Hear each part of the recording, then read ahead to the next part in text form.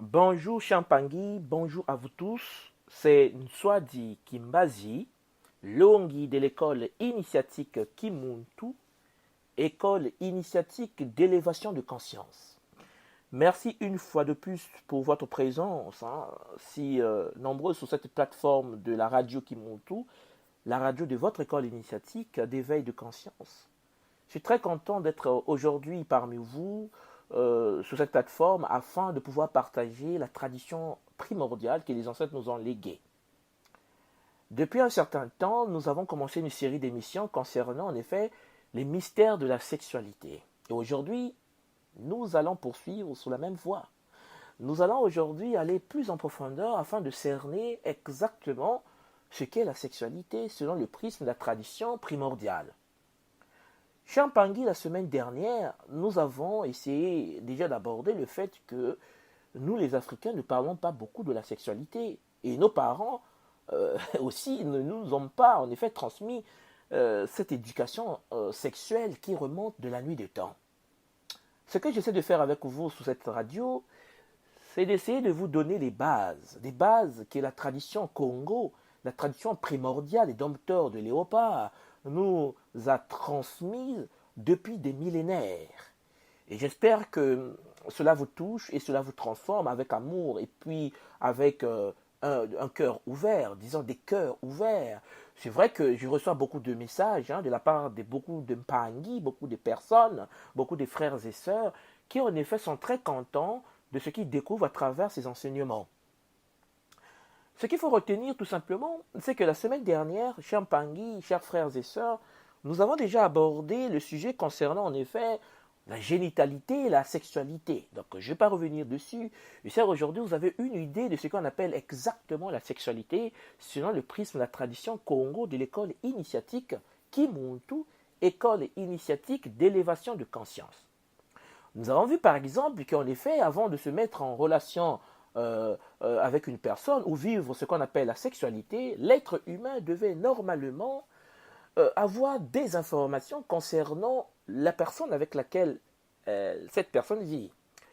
Par exemple, dans le cas d'une femme, on avait vu qu'une femme, par exemple, qui veut une stabilité dans sa vie, qui veut en effet avoir de la paix dans son cœur, la paix mentale, la paix énergétique, la paix du cœur dans son couple, dans sa relation, doit nécessairement, Champangui, commencer tout d'abord à comprendre le corps et ensuite le lema, l'esprit du jeune homme avec lequel, en fait, avec le jeune homme qui va partager sa vie.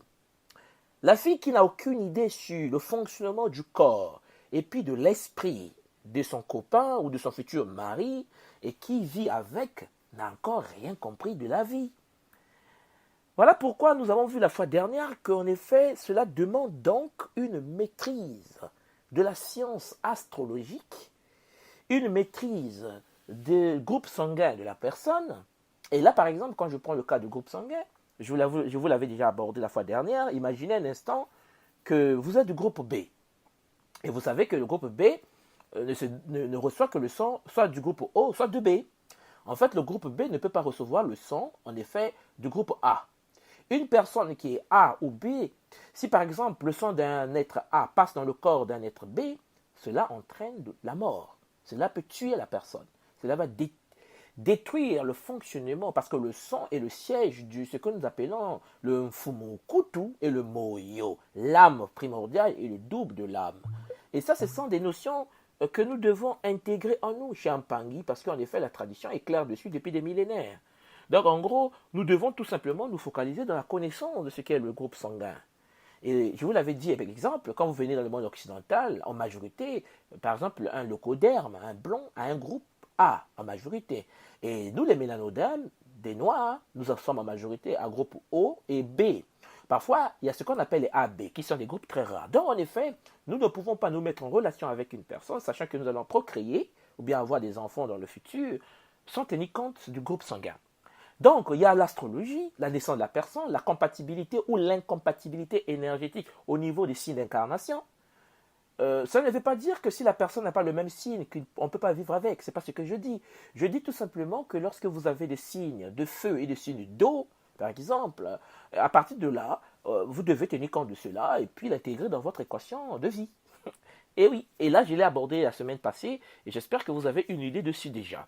Et puis à part le groupe de sang de la personne, nous avons aussi, en fait, la prise en compte de la génétique, la prise en compte du monde énergétique, et ainsi de suite, et des alliances qui ont été réalisées par les deux personnes dans les vies antérieures avant l'incarnation. On ne se met pas en relation parce qu'on est beau ou pas beau. On se met en relation parce qu'en effet, nous sommes des êtres qui devons prendre en compte le tout. Celui qui se met en relation par ignorance subit les conséquences de son ignorance. Alors, Champangui, nous avons vu également que malgré toutes ces choses-là, nous n'avons pas été éduqués. Les humains sur Terre ne sont pas éduqués dans le plan de la sexualité. Et oui, on avait dit on avait vu la fois dernière qu'il n'y a pas une éducation sexuelle matique, normale, je vais dire, qui permet aux êtres humains de pouvoir avoir une stabilité. Et donc, beaucoup se focalisent donc sur la sexualité, les rapports sexuels, en oubliant donc les conséquences qui en découlent. Et il y a des gens qui se focalisent sur les conséquences des rapports sexuels en oubliant même l'acte sexuel. Alors ça, c'est très dangereux et nous l'avons abordé en long et en large.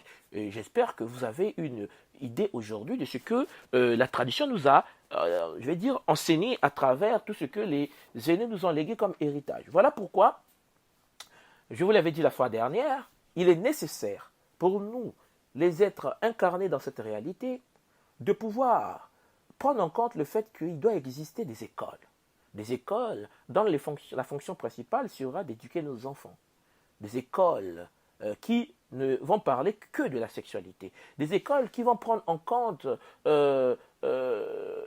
tous les aspects de la sexualité. Et puis, il doit y avoir dans ces écoles des initiés qui doivent transmettre des savoirs de la sexualité. Et si vous avez compris tous les enseignements que je vous donne depuis près d'un mois sur ce sujet, vous comprenez en effet, chers frères et sœurs, que la sexualité est la manifestation de la spiritualité dans le plan matière. Donc, en effet, celui qui fait de la spiritualité et qui n'a pas la maîtrise de la sexualité est loin de la spiritualité. Et je vous ai montré la relation entre la spiritualité, l'intelligence, qui est l'incarnation de la conscience divine dans le plan mental, et puis nous avons l'incarnation de cette énergie supérieure dans le plan matière qui nous donne ce que nous appelons aujourd'hui sexualité. Bon, donc en gros, Champangui, la question qu'il faut se poser est de savoir est-ce qu'il existe des écoles, parce que quand vous prenez le monde dans lequel nous vivons, nous avons un peu partout des écoles. Des écoles de cuisine, des écoles d'économie, des écoles de n'importe quoi, mais il n'y a pas d'école liée à la sexualité. Il n'y a pas d'école liée à l'initiation sexuelle. Il n'y en a pas. On va parler d'écoles, par exemple en Asie nous avons l'école du tantrisme. Mais aujourd'hui, quand vous venez en Europe, par exemple, en Occident, vous avez les écoles de tantrisme ou de Kama Sutra, mais souvent liées à la pratique et non pas à la partie spirituelle de l'acte sexuel. La partie énergétique de l'acte sexuel qui n'est autre que la sexualité et donc l'incarnation de la source primordiale dans la matière. Alors, pourquoi il n'existe pas ces écoles? Pourquoi il n'y en a pas beaucoup qui courent les rues? Comme dans le cas de notre école initiatique Imuntu, qui possède tout un département qui s'intéresse et qui s'occupe de la sexualité des êtres en profondeur. Et oui, Champangui, parce que tout d'abord, ce qu'il faut retenir, c'est que pour être un très bon dans le domaine sexuel, il faut bien d'abord comprendre ce domaine. C'est très important. C'est-à-dire que là, on ne peut pas parler ou bien enseigner la sexualité si on n'est pas très bon dans la compréhension de la sexualité. Alors ici, je suis en Paris, quand je dis qu'il faut être dans la compréhension, il faut comprendre ce qu'est la sexualité. Je ne parle pas de comprendre la sexualité au niveau expérimental. Je ne parle pas de l'acte sexuel. Je ne parle pas de la pénétration de l'acte sexuel. Je dis de l'acte animal. Ben non. C'est pas de ça que je parle. Je suis en train de parler exactement de bien comprendre la sexualité au niveau mental. Au niveau mental. Ça veut dire quoi? Ça veut dire au niveau de l'intelligence. Et vous le savez que l'intelligence est la manifestation, la descente de la conscience divine dans le plan mental. Alors, c'est vrai que c'est une information. Mais comme je vous l'avais toujours dit, la spiritualité, c'est la pratique. Ceux qui veulent approfondir la pratique de cette spiritualité doivent en effet être initiés. Mais bon, c'est pour cela que nous faisons des émissions, pour inciter les gens à pouvoir comprendre qu'il est temps. Et il faut que les gens prennent conscience que l'initiation est la base de ce que nous sommes. Donc, en effet, Champangui, ce que j'aimerais seulement vous dire, en gros, c'est que lorsque vous prenez une personne qui a de l'expérience sexuelle dans l'acte sexuel, cela n'a pas de sens. Si cette personne, toutefois, n'a encore rien compris de sa vie, n'a pas compris encore qu'on ne peut pas comprendre la sexualité avec l'acte sexuel en appliquant l'acte sexuel, ben non. L'expérience sexuelle n'a rien à voir avec la connaissance de l'enseignement de la sexualité. L'initiation sexuelle nous renvoie donc vers le niveau de l'intelligence. Ensuite, vous allez voir, automatiquement, dès que la personne développe l'intelligence dans le plan mental, automatiquement cet être-là, qui a eu accès au secret de l'intelligence, qui va lui faire comprendre ce qu'est la sexualité, va systématiquement avoir une synthèse extraordinaire de la compréhension du phénomène de la sexualité. Alors, si l'on ne comprend pas bien au niveau de l'intelligence, si le Muntu, l'être humain, n'arrive pas à saisir ce qu'est réellement la sexualité au niveau de l'intelligence, par notre lemma, hein, comme on dit dans la tradition Congo, le lemma, comme je vous l'ai toujours dit, c'est ce que nous appelons chez nous l'esprit. Et la tradition Congo, l'école initiatique Kimuntu, nous dit tout simplement, nous enseigne qu'un être humain, son esprit unique est structuré en 15 niveaux. Il y a 15 niveaux d'esprit au niveau de l'esprit global. Et donc, en effet, si la personne n'arrive pas à comprendre la sexualité par l'intelligence qui est liée au lemma, à l'esprit, automatiquement, vous allez voir, l'être est obligé, dans ce cas, de vivre expérimentalement. Ça veut dire, en fait, il va vivre mécaniquement la sexualité parce qu'il n'a pas pu cerner ce phénomène à travers son intelligence. Et donc, la personne va rentrer dans une phase de pratique. Il va appliquer l'acte sexuel parce qu'il a lu un livre, parce qu'il a regardé un film porno, parce que, bon, je vous l'ai dit la fois dernière, hein, le sujet sur la pornographie, je vais l'aborder en long et en large, au fur et à mesure, lorsque je vais finir avec les sujets, enfin toujours dans la sexualité, hein, parce qu'il faut parler de la pornographie et les dégâts de la pornographie dans l'épilepsie et la destruction du système énergétique du corps humain. Mais bon, ça, on va voir ça plus tard. Mais ce qu'il faut comprendre, c'est quoi? C'est qu'en effet, dès lors que la personne n'arrive pas à cerner la sexualité d'un point de vue de l'intelligence, donc d'un point de vue spirituel, la personne va donc se lancer dans une pratique.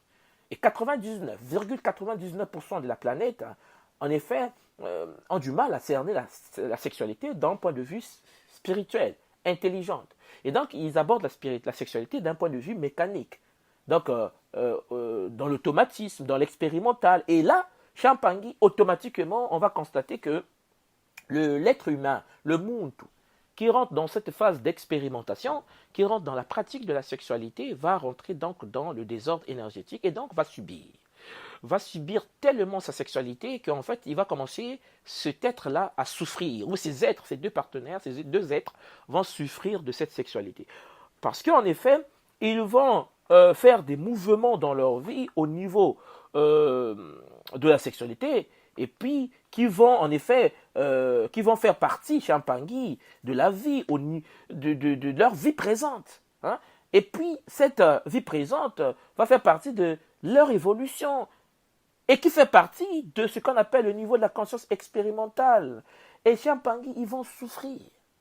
Ils vont souffrir parce que à ce moment-là, le mouvement qui a été réalisé dans la vie de la sexualité, en se connectant avec le plan de l'évolution spirituelle, n'a pas été réalisé. Parce qu'en effet, la sexualité doit être comprise par l'intelligence afin que nous passions de l'intelligence à la sexualité, de la sexualité à la spiritualité, donc à la connexion avec la nature. Et après, l'homme devient quelqu'un qui est connecté au Nza, au cosmos, afin de regarder le monde dans lequel nous vivons matiquement. Or, il s'avère que la majorité des gens n'ont aucune connaissance. La majorité des gens ne savent même pas ce qui se passe. Et donc, ils ont du mal à comprendre et à cerner ce que nous sommes réellement. Donc, au lieu de la vivre, de la sexualité, avec intelligence, beaucoup de gens vivent cette sexualité avec mimétisme. Et ça, c'est hyper dangereux.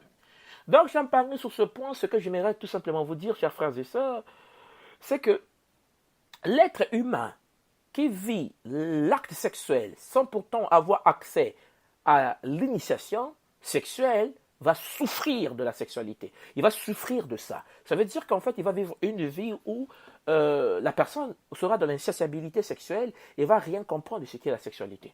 Parce que comme je vous l'ai toujours dit, toutes les femmes, par exemple, dans le monde, sont femmes fontaines. Il s'avère que beaucoup de femmes n'arrivent pas à ce niveau de maturité énergétique. Tout simplement parce que les personnes n'ont pas eu accès au secret de la sexualité par l'intelligence. Et donc, ces gens, en effet, se focalisent sur la pratique. Ils pensent que c'est en forgeant qu'on devient forgeron. Et non, pas dans le domaine de la sexualité, parce que la sexualité, c'est le domaine de la spiritualité. Et comme je vous l'ai toujours dit, une personne qui vit la sexualité doit comprendre que la sexualité, en effet, peut se vivre de deux manières différentes. Soit c'est la descente de l'énergie, de la connaissance suprême dans le plan mental qui développe l'intelligence, et donc cette intelligence va permettre à cette personne de vivre une vie sexuelle stable, matique, équilibrée, comme on dit. La personne risque de vivre une vie de désordre. Ça veut dire qu'en effet, en s'appuyant sur le plan astral, avec un désordre énergétique, une frustration sexuelle, et donc l'homme a une femme à la maison, mais l'appétit n'est pas là. En fait, il préfère aller voir ailleurs, chercher d'autres femmes, regarder ailleurs, parce qu'en effet, la personne n'a pas été initiée. La personne n'a pas été éduquée. La personne n'a pas été éduquée dans le plan sexuel. Chers frères, chères sœurs, combien de personnes connaissez-vous qui ont été initiées à la science sexuelle, à la sexualité? Combien? Les gens vivent en pensant que l'acte sexuel se fait comme des animaux. Mais non, l'acte sexuel est le résultat de la connaissance de la sexualité. Or, la sexualité ne peut être comprise que lorsque l'être a développé l'intelligence. Or, l'intelligence est le résultat de la connexion de l'être humain avec la source divine dans le plan mental. Le plan mental. Cela fait appel en fait à ce qu'on appelle le chakra du cœur. Et ça, c'est quelque chose que nous devons saisir. Voilà pourquoi vous comprenez que lorsque la personne en est fait sur Terre et qu'elle applique l'acte sexuel sans avoir la connaissance sexuelle, il y a des conséquences.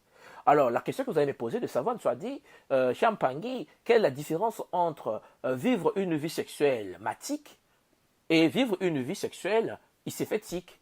Ça veut dire quoi? Ça veut dire quelle est la différence entre une personne qui vit une vie sexuelle avec des principes naturels, des principes d'ordre de l'univers, en respectant la loi cosmique, et une personne qui vit comme un petit mouton, qui n'a aucune connaissance de la sexualité et qui pense que la sexualité c'est caresser et pénétrer.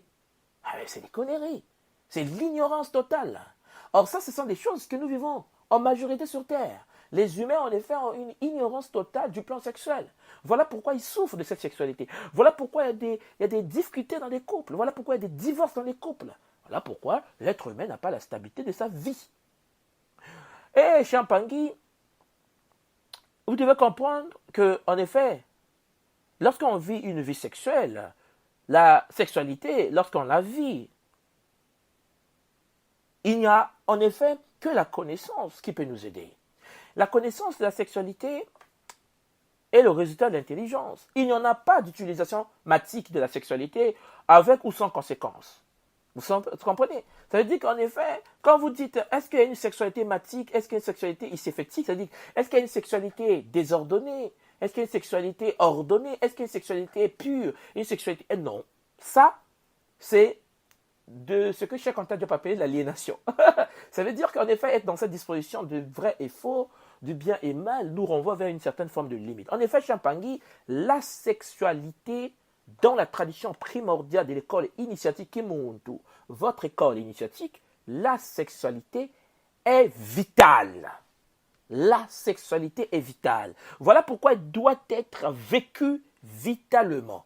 Et si cette sexualité n'a pas vécu vitalement, vous allez constater que il y aura des conséquences. Voilà pourquoi, autrement dit, Champangui, cette sexualité-là devrait être vécue en dehors de la subjectivité de l'ego. Ça veut dire le bien et le mal ne peuvent pas impacter la sexualité. On ne peut pas mettre le principe du bien et du mal dans le plan sexuel. On peut pas dire ouais, c'est pas bon, ouais, c'est pas bon, c'est bien. Parce que, en fait, le bien et le mal est une notion d'ego. La sexualité est la manifestation de la conscience divine de la matière. Il ne faut pas que l'ego de l'être humain, son ego personnel, puisse commencer à imposer à l'être la manière dont il va vivre sa sexualité. Et cette sexualité devient donc subjective, mais subjective liée à l'ego. Alors, Champangui, vous comprenez si, dans ce cas-là, si la sexualité est vécue en dehors de la subjectivité de l'ego, elle est ce que la tradition Congo de l'école initiatique Kimuntu appelle matique, ordonnée, stable. Et cette sexualité n'a pas de conséquences.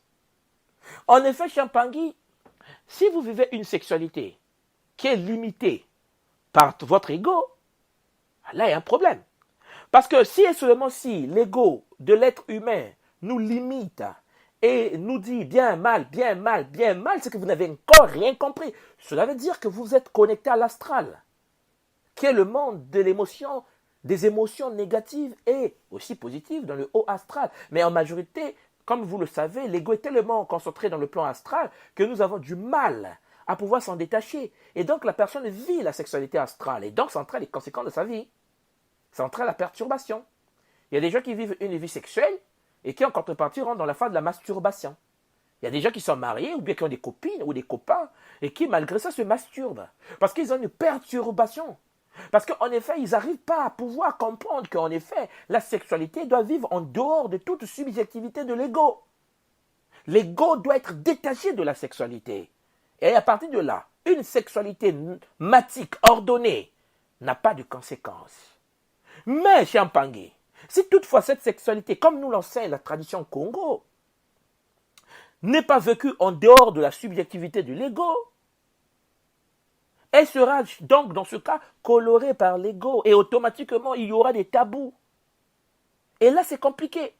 Parce que toutes sortes de conventions vont intervenir. Ouais, ne faites pas ceci, ne faites pas cela. Et ces conventions qui sont les conventions humaines et liées à l'ego, au plan astral, vont impacter la vie sexuelle de l'être humain et va désorganiser sa vie spirituelle. Parce qu'en effet, il n'y aura pas la naissance de l'intelligence qui émane de l'incarnation du plan énergétique supérieur, de la source primordiale dans le plan mental. Et à partir de là, Champangui, vous allez voir qu'ils vont, en fait, toutes ces conventions, ces tabous, ces lois que la tradition africaine souvent raconte et dit, font partie, en fait, de la mémoire de l'humanité. Donc, la sexualité, dans ce cas, deviendra un problème psychologique. En fait, une folie, quoi. Ça veut dire qu'en effet, on vit l'acte sexuel avec douleur. Combien de personnes sont dans l'acte sexuel, après ils sont dégoûtés? Combien de personnes vivent l'acte sexuel, après ils ont mal? En fait, il y a des gens qui ne sont même pas attirés par ça. Pourquoi? Tout simplement parce que il y a des tabous qui nous ont essayé de briser pendant des millénaires. Or, il s'avère que des lois que nous devons vivre, nous, sont des lois liées à Mahat. Parce que la conscience matique est le principe sont les principes fondamentaux qui permettent au Muntu, à l'être humain, de pouvoir vivre harmonieusement avec le Nza, avec le cosmos. Voilà pourquoi je vous ai toujours dit, il est temps peut-être pour nous de pouvoir grandir, de pouvoir prendre connaissance, de pouvoir être sage et intelligent. Et puis se rendre bien compte que l'intelligence n'est pas le résultat de lire un livre. L'intelligence n'est pas le résultat de se focaliser dans un bouquin. L'intelligence est la connexion à la source primordiale. L'intelligence est l'éveil des différents corps. Et comme nous le savons, un être humain dans la tradition Congo dispose de 9 corps qui sont connectés aux 9 jours du calendrier Congo primordial. Et c'est ça le travail que nous devons comprendre. Voilà pourquoi il est très important pour nous de saisir cette opportunité, de comprendre que lorsque l'on parle de l'utilisation matique ou iséphétique, donc soi-disant normal, entre parenthèses, matique, ou iséphétique, entre parenthèses, mauvaise, des conséquences liées à la sexualité, ça, c'est de l'arnaque. Parce qu'il n'y a qu'une seule possibilité, c'est de vivre la sexualité sans pourtant intégrer dans notre réalité des tabous liés à cette sexualité. L'être humain doit vivre une vie sexuelle équilibrée, une vie sexuelle matique, une vie sexuelle qui en effet nous permet de pouvoir être en harmonie avec l'univers. C'est la seule solution que nous avons. Et ça là, c'est ce que les anciens nous ont toujours transmis. Les anciens nous ont toujours dit de pouvoir faire attention et de pouvoir l'intégrer en nous. Et seuls ceux qui vont l'intégrer en eux pourront avoir l'ouverture des portes. Donc, il faut essayer de réduire le taux d'ego. L'école Kimuntu ne nous a jamais enseigné que nous allons supprimer l'ego, parce que l'ego est quand même le principe qui nous permet de vivre sur Terre. Mais il faut équilibrer les choses. Voilà pourquoi les anciens Kamites, en fait, égyptiens, de la période pharaonique, soutenaient depuis la période pharaonique, en effet, le monde tout doit vivre en harmonie et en équilibre. Et l'équilibre entre toutes choses, et non pas l'excès d'un sur l'autre, ou l'excès de l'autre sur l'un. Non, pas du tout. Voilà pourquoi, en effet, Champangui, les conséquences liées aux problèmes psychologiques, en effet, sont des conséquences directement liées à la sexualité. Lorsque vous avez une sexualité qui, en effet, a un poids dessus, sexualité qui est freinée par des forces liées, en effet, aux forces iséphétiques, alors, Champangui, cela peut nous détruire. Et ça, c'est quelque chose qui qui peut freiner notre évolution spirituelle. Donc, Champangui, vous comprenez donc que l'être humain qui est dans la voie de la tradition Congo primordiale doit tenir compte d'abord, premièrement, de son niveau de conscience, donc de son intelligence, donc de la conscience divine, de l'incarnation de la conscience divine dans le plan mental, qui permet l'activation de l'intelligence primordiale. À partir de là, le Muntu, l'être humain, va directement se positionner pour essayer de pouvoir réduire son taux d'ego. Et donc, il va vivre la vie sexuelle non pas par l'expérimentation de la vie sexuelle, mais par la connaissance du plan énergétique, et donc par la connaissance de la spiritualité, et comprend la sexualité. Et à partir de là, on peut le transmettre. Là, on peut le transmettre aux autres. Là, on ne peut pas transmettre le savoir sexuel aux autres si l'on n'a pas encore la maîtrise de la sexualité. Ça veut dire l'intelligence qu'il faut. Ça veut dire la connaissance du plan mental. Ça veut dire qu'en gros, l'être humain doit arriver à quitter le plan astral pour commencer à se projeter sur le plan mental. Et puis, au-delà du plan mental, rentrer dans le plan divin. Et c'est ça le but primordial qui va nous permettre, qui permet à tous les êtres évolués en spiritualité d'atteindre ce qu'on appelle le kunaka, l'ascension, qui est en effet l'étape primordiale de la vie sur la Terre. Alors, il s'avère que quand nous prenons nos sociétés dans lesquelles nous vivons, vous comprenez bien que dans nos sociétés, il y a des lois. Ne fais pas ceci, il faut attendre ceci, ne touche pas ce mec, ne fais pas ceci, touche pas cette fille, ne fais pas cela. Il y a des lois. Il y a des lois liées à une certaine forme de moralité. Et donc, chez Champagny, vous allez voir souvent, on peut penser qu'en effet, la morale, ou bien la moralité, ou bien des lois que la tradition nous donne, est la différence que l'on peut faire entre la sexualité et l'ego. C'est-à-dire qu'en effet, c'est comme si il y a une certaine forme de moralité qui sépare les deux. Il y a l'ego à côté, il y a la sexualité à côté. Mais non, Champangui. Ce qu'il faut se dire, c'est quoi? C'est que lorsque nous parlons de la morale, ou disons la moralité, ou de l'ensemble des lois que nous avons et des principes liés à notre tradition ou à la société africaine et à la société de toutes les traditions primordiales, vous allez constater que la moralité ou la morale fait partie, en effet, Champangui, de ce que nous appelons l'ajustement, en fait, psychologique. Voilà, l'ajustement psychologique de la sexualité vis-à-vis des mœurs. Mais des mœurs liées à la société, bien sûr. Les mœurs que les humains vivent dans une réalité donnée et qui cherchent toutefois à engendrer dans une, disons, peuplade, dans un milieu de vie, dans un milieu où il y a plusieurs peuples, dans un pays, dans un village, ainsi de suite, engendrer en effet dans ce milieu-là une certaine, en fait, disons, droiture, une certaine conditions de vie morale. Hein? Donc, en gros, cette droiture-là est imposée par la moralité dans cette société pour que la sexualité, sur le plan social, sur le plan culturel, sur le plan collectif, soit saine, psychologiquement. Vous comprenez? Ça veut dire qu'en effet, lorsque vous prenez la moralité et que vous prenez des lois, des tabous, des mœurs que les anciens nous ont laissés, c'est pour permettre à l'être humain d'être en harmonie, de vivre une vie de droiture dans le milieu dans lequel il s'est incarné, afin de pouvoir en effet vivre sur ce plan social une vie qui ne va pas choquer. Parce que quand vous venez dans une tradition africaine, dans nos traditions africaines, et que vous voyez des gens s'embrasser dans la rue, dans nos villages, alors, quand je dis capitale, c'est pourri, hein, parce que les capitales africaines aujourd'hui sont les sièges carrément de l'ordre initiatique, parce qu'en effet, c'est la représentation d'une projection holographique des sociétés occidentales. Ce que j'essaie de vous dire, c'est qu'en effet, nos capitales à nous, c'est l'image de l'Occident. Bon, mais je vous parle des milieux où il y a encore des valeurs matiques, des valeurs d'équilibre, des milieux de vie, des milieux sains.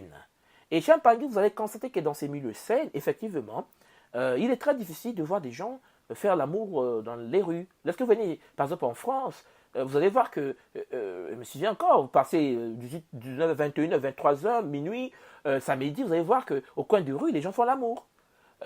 Dans les milieux sains, psychologiquement, c'est pas possible. Comme on dit chez nous, c'est insalamable. Hein? Insalamable. Ça veut dire que ça ne peut pas se faire. Bon, ça c'est un peu du congolais, mais bon. Alors, ce qu'il faut comprendre, c'est que il y a des gens, Champangui, qui vivent de la sexualité dans leur intimité. Et cette sexualité Champangui, si elle était affichée dans le public, serait considérée comme anormale. Beaucoup de gens vivent une sexualité cachée que s'ils le mettaient dans les rues, cela devait entraîner des dégâts. Je prends le cas, par exemple, quand vous venez en Occident, vous avez des gens qui vivent une sexualité qu'on appelle, par exemple, la nécrophilie. la nécrophilie est une pratique sexuelle où l'être humain fait des rapports sexuels avec un mort. Ben ouais, ça existe. Hein. Ça existe. Et il faut savoir que s'il le met dehors, s'il vit dans la société africaine, mais il y aura des problèmes dans nos petits villages. C'est pas possible. Parce qu'en effet, il y a des principes de moralité et des principes liés à la loi matique, aux lois du cosmos qui interdisent ou bien qui empêchent ces gens de vivre une telle vie dehors. Caché, bah écoutez, mais dehors, si c'est connu de tous, c'est pas bon. Donc en fait, il n'y a pas que ça. Il y a par exemple la zoophilie, où les gens font des rapports sexuels avec des animaux. Il y a des gens qui vivent cette vie sexuelle cachée. Parce que dans le milieu collectif, dans le plan culturel, social, au niveau de tout le monde, ça entraîne un désordre psychologique. Ça choque des gens parce que la société africaine, dans ses mœurs et dans sa structure, avait décidé de respecter les lois de Mahat. Ça veut dire de pouvoir vivre une vie sexuelle ordonnée, hein, par rapport à l'ordre de l'univers. Ça veut dire que la sexualité en Afrique est une sexualité qui est connectée au déplacement des planètes dans l'univers. Ça, on peut l'étudier, mais nous l'étudions en profondeur dans les cours de l'école initiatique Kimuntu, bien sûr. Mais j'aimerais que ceux qui ne sont pas à l'école puissent peut-être déjà commencer à faire leurs propres investigations et recherches pour comprendre que la sexualité en Afrique ne se vit pas par hasard. Non, pas du tout. Non, non, non, non. La sexualité en Afrique, chez Mpangui, se vit, je veux dire, en respectant, en fait, en Afrique, dans les sociétés traditionnelles initiatiques encore, hein. Parce que vous savez de vous-même que, en effet, quand je dis l'Afrique, je ne sais même pas de quoi je parle, parce que, en effet, c'est le cancer, quoi. C'est-à-dire que c'est le désordre primordial, c'est la force initiatique en action aujourd'hui. Mais je suis en train de vous parler des sociétés initiatiques qui existent encore sur notre territoire, sur notre territoire du continent, qu'on appelle dans notre tradition et de l'école initiatique Kimuntu, Katiopa, hein, Katiopa qui est la société, le continent qu'on appelle vulgairement Afrique, qui n'est même pas son nom, mais bon, ce n'est pas le but de notre émission. Ce qu'il faut seulement comprendre, c'est que ces gens-là, dans leur intimité, cette sexualité-là, hein, la sexualité qu'ils vivent, scatophilie, hein, il y a des gens qui vivent des rapports sexuels hein, où il faut pisser sur l'homme, il faut pisser pour la femme, il faut manger les caca, en fait, les matières fécales, et ainsi de suite. C'est une forme de sexualité connue. Connu et beaucoup utilisé en Occident. Mais je ne dis pas que ce n'est pas utilisé en Afrique et partout dans le monde. Il y a des gens qui vivent cette sexualité. Mais l'Afrique a mis des codes. Dans la société africaine, il y a des codes qui, en effet, entraînent une certaine stabilité psychologique de la société. Parce qu'en effet, lorsque vous êtes désordonné sexuellement, ça entraîne des problèmes de santé psychologique. Voilà pourquoi il y a la dépravation des mœurs. Vous comprenez? Donc, à partir de là, vous comprenez donc que ces gens-là, donc, vivent leur intimité. Et ça, c'est très important de vivre cela comme ça. Parce que, en effet, s'ils le font sortir, ça va entraîner des dégâts dans la société. Et donc, les initiés, dans le temps, ont mis des garde-fous. Et dans la tradition africaine, de telles personnes ont la possibilité de pouvoir se soigner. Ça veut dire que par un rééquilibrage énergétique. Parce que, vous pouvez imaginer des gens qui font des rapports sexuels en Europe avec des chevaux. Des gens qui font des rapports sexuels avec des serpents. Imaginez cela. Et donc, mais ça existe. Je vous parle vraiment de la zoophilie, ça existe. La scatophilie, la nécrophilie. C'est des pratiques sexuelles qui existent aujourd'hui et qui font des dégâts énormes. Cependant, cette manière de vivre la sexualité nous renvoie en effet à un désordre si s'applique à l'extérieur. Bon. Si vous commencez chez Mpangui à mettre, par exemple, la moralité, comme l'a fait notre continent, depuis les millénaires, dans votre vie sexuelle, c'est comme chez Mpangui vivre la vie matique sur Terre. Vivre la vie matique sur Terre. Mais je parle bien de la moralité matique. Ah, là, vous allez me dire, mais Nsoa dit, mais il y a un problème, tu nous parles de la moralité matique. Est-ce qu'il y a la moralité iséfétique? Bien sûr qu'il y a la moralité iséfétique. Ça veut dire que la moralité iséfétique existe et la moralité matique existe. Par exemple, lorsque vous prenez une personne et que vous l'imposez ce qu'on appelle par la moralité iséfétique, c'est l'ensemble des règles qui ne respectent pas le fonctionnement naturel du monde et du cosmos. Le fonctionnement issu de la matrice primordiale, de la source de toute chose. Ça veut dire le vrai fonctionnement. C'est-à-dire qu'il y a des gens qui fonctionnent en détruisant le principe naturel du fonctionnement des choses. À partir de là, vous allez voir que lorsque vous mettez cette moralité iséfétique dans la vie sexuelle, c'est comme si vous êtes en train de mettre du vin dans de l'eau dans votre vin. Ou bien disant, vous êtes en train de vous autodétruire. Et ça, c'est quelque chose que vous devez comprendre. Parce qu'en effet, subjectivement, Champangui, vous allez colorer vos émotions à ce niveau-là, vis-à-vis de la sexualité. Vous allez vous détruire. Parce qu'en effet, vous vivez une vie sexuelle avec des lois de moralité qui sont une moralité créée par l'homme, pour l'homme et dans une société humaine. Or, il s'avère que le monde dans lequel l'homme vit est une projection d'un monde supérieur. L'homme a intérêt, le monde tout, d'obéir et de respecter les principes cosmiques et non pas des principes établis par lui sous l'inspiration de l'ordre iséfétique, sous l'inspiration des êtres occultes, sous l'inspiration des forces du mal, du désordre, qu'on appelle les forces iséfétiques, bien sûr. Donc, vous comprenez bien qu'à partir de là, en effet, les émotions du bas astral vont se télécharger dans la vie de l'être, et l'être va vivre une sexualité désordonnée, avec des lois de moralité, mais désordonnées. Parce qu'en fait, toute moralité n'est pas matique. Toute moralité ne respecte pas le principe de l'équilibre géométrique à base 12. Donc, en gros, quand je vous dis qu'il faut avoir la connaissance de la sexualité, une connaissance liée à la compréhension suite au développement de l'intelligence, qui est le résultat de l'incarnation de la conscience divine dans le plan mental. Vous comprenez bien que cela entraîne le Muntu à pouvoir cerner et maîtriser la loi fondamentale. La loi fondamentale du Muntu, qui n'est autre que la loi, en effet, matique par excellence. La loi matique est liée à tous les principes de fonctionnement de l'univers. Parce que l'univers, le Nza, respecte les lois matiques, sauf le Nza créé de toutes pièces qu'on appelle la matrice fantôme, par des êtres iséfétiques. Je pense que tous les étudiants d'école qui montent ou qui me écoutent ce soir comprennent de quoi je parle. Parce qu'en effet, ça fait partie de leur formation et ça fait partie des enseignements qu'ils reçoivent à l'école Kimuntu. Donc, mais pour ceux qui ne sont pas à l'école Kimuntu, vous êtes les bienvenus. Mais il faut comprendre seulement, Champangui, que le monde dans lequel nous vivons est plus complexe que ce que nous pouvons imaginer. Donc, si toutefois vous engendrez Champangui dans votre expérience sexuelle des pensées, vous allez penser dans la sexualité. Et si vous pensez dans la sexualité, là, Champangui, vous allez faire deux mouvements à la fois. Ça veut dire, vous faites un mouvement du mental, mais du mental inférieur, et un mouvement du plan sexuel, et ce n'est pas amatique. Alors, quand je vous dis que vous pensez dans la sexualité, c'est parce que vous arrivez en effet à développer les émotions. Or, ces émotions, c'est le résultat en effet du respect de la moralité. Ça veut dire qu'en effet, vous êtes en train de faire l'acte sexuel, mais vous vous dites que c'est interdit par le pasteur. Donc, vous avez la pensée de l'acte que vous êtes en train de faire, de la sexualité, et vous avez aussi la pensée du pasteur qui vous a dit vous ne volerez point, mais parce qu'en effet, votre sexualité n'est pas vécue par initiation. Votre sexualité est canalisée par des lois de la moralité iséfétique. Or, la moralité matique est une moralité de vie, initiatique.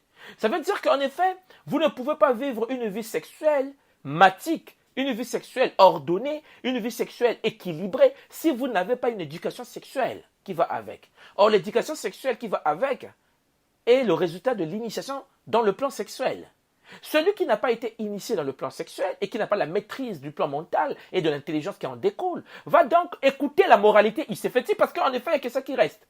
Or, la moralité iséfétique, chers frères et sœurs, est une moralité qui, en effet, nous pousse à penser. Qui nous pousse à penser et à penser. Et cette structure va engendrer donc dans l'expérience sexuelle la pensée, des pensées qui vont nous perturber. Et le fait de penser dans la sexualité, comme je venais de vous le préciser tout à l'heure, va nous entraîner à deux mouvements au même moment. Ça veut dire que nous sommes au train d'avoir un mouvement du plan mental, mais le mental inférieur, carrément.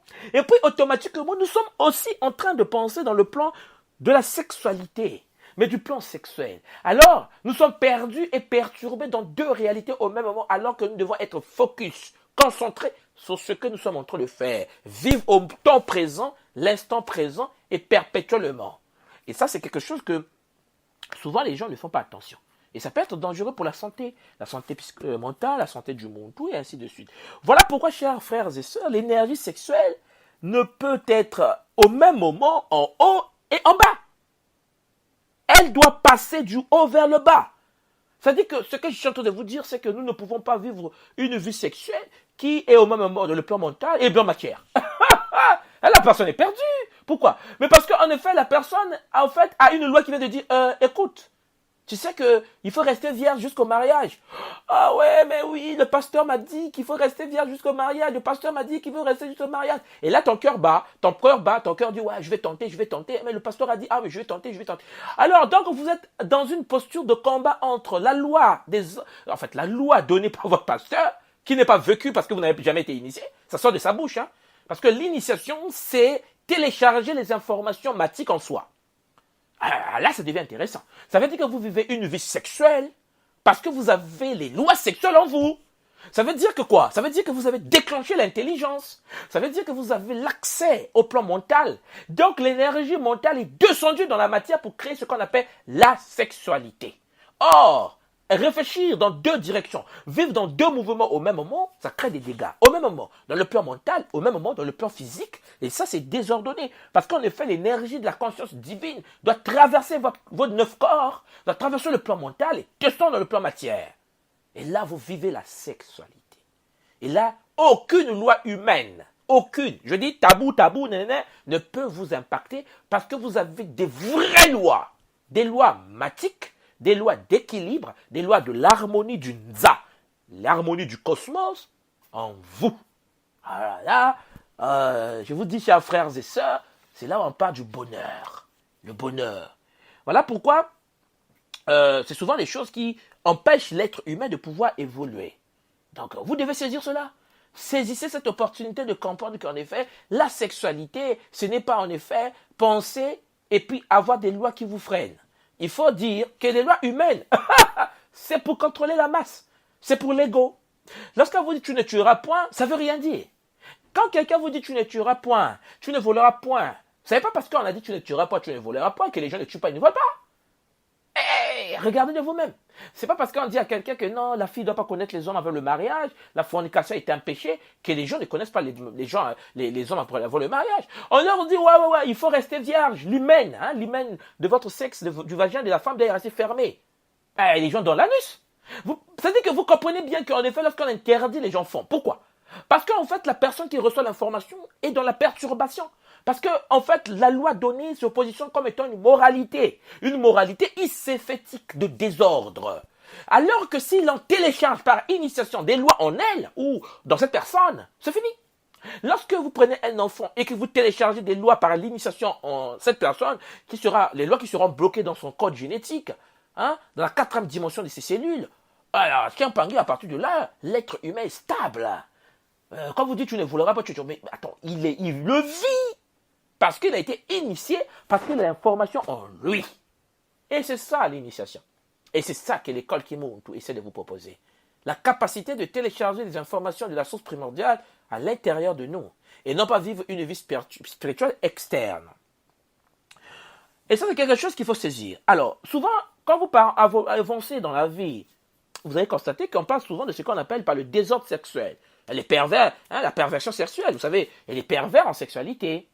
Ce que vous devez saisir, c'est quoi, Champagne? C'est que la tradition Congo de l'école initiatique Kimuntu et même la tradition Congo primordiale nous enseigne que les perversions sexuelles que les humains, les Muntu, les êtres vivants sur Terre vivent le long de leur vie sont le produit ce qu'on appelle le débalancement, en effet, du corps astral de l'être humain, du Muntu. C'est-à-dire qu'en effet, le corps astral n'est pas stable. Quand un corps astral n'est pas stable, l'être humain est perturbé et donc il devient pervers sexuel. Alors vous avez dit, mais toi, de quoi tu parles? Je parle du plan astral. Ça veut dire que le corps humain est composé, l'être humain est composé, le Muntu, est constitué de 9 banitu, de 9 corps, comme on le dit dans la tradition Congo. Le corps astral est le 3e plan énergétique jusqu'au-dessus du Nitungi, le plan éthérique. Mais le plan astral en question, que nous on appelle à l'école Kimuntu Nituntangu, le corps astral, est un corps que le Muntu utilise pour se projeter soit dans le bas astral, soit dans le haut astral. Et nous le savons bien que nous faisons de l'astral par affinité. Ça veut dire que l'homme ne décide pas d'aller dans le haut astral ou dans le bas astral. L'homme, quand il fait une projection astrale, il se retrouve soit dans le bas astral, qui est le monde des désordres énergétiques, le monde des égrégores iséfétiques, la jalousie, la méchanceté, en fait, les émotions de désordre. Hein, l'émotion, en parenthèse, négative, au sens des désordres qui peuvent entraîner des défauts dans le fonctionnement du muntu, de l'être humain. Et puis, il y a le haut astral, qui est le monde que les catholiques appellent le purgatoire. Le haut astral est le monde que les gens, certains, appellent le paradis. Bon, ça, c'est chose que nous étudions en profondeur à l'école Kimuntu, mais bon, que cela ne tienne, je vais seulement vous faire comprendre qu'en fait, lorsque le muntu se projette dans le plan astral, dès qu'il s'est projeté dans le plan astral, il se projette par affinité. Ça veut dire qu'en effet, dès que nous sortons de notre corps physique, en fait, lorsqu'on on prend conscience, la conscience se déplace pour aller dans le plan astral, à partir de là, qu'est-ce qui se passe? L'être humain prend un corps, comme un cosmonaute, comme un sous-marin, c'est-à-dire qu'il a un corps adapté à ce plan. Le plan astral ou le haut astral ou le bas astral. Le bas astral, c'est le plan du feu, et le haut astral, c'est le plan de l'air. Et le monde éthérique, c'est le monde d'eau. Bon, c'est vrai que je vais plus loin, mais ce n'est pas ça le problème. Je voudrais revenir sur mon sujet. Le sujet que j'essaie de vous traiter ce soir nous montre tout simplement qu'en effet, lorsque le corps là est désordonné, n'est pas stable, en effet, chez Ampangui, l'être humain, en effet, devient pervers sexuel. Voilà pourquoi la tradition nous enseigne, par exemple, que le Nituntango, qu'on appelle le corps astral, est un corps très, très complexe. Très complexe. Il y a des êtres humains, des êtres que nous on appelle chez nous les Bantus, qui ont un corps astral totalement désorganisé, désorienté. Et vous comprenez que ce désordre énergétique de ce corps astral crée des désordres psychiques.